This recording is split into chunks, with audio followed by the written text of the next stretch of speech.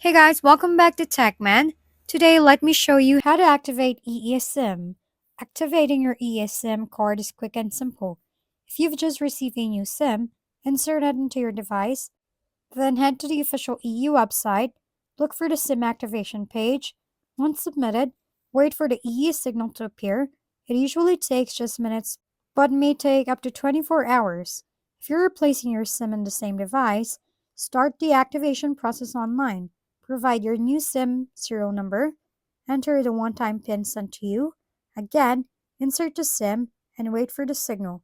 For lost, stolen, or damaged SIMs, most arrive pre-activated, but if not, you can call 150 from an EE phone or 07-973-100-150 from any device.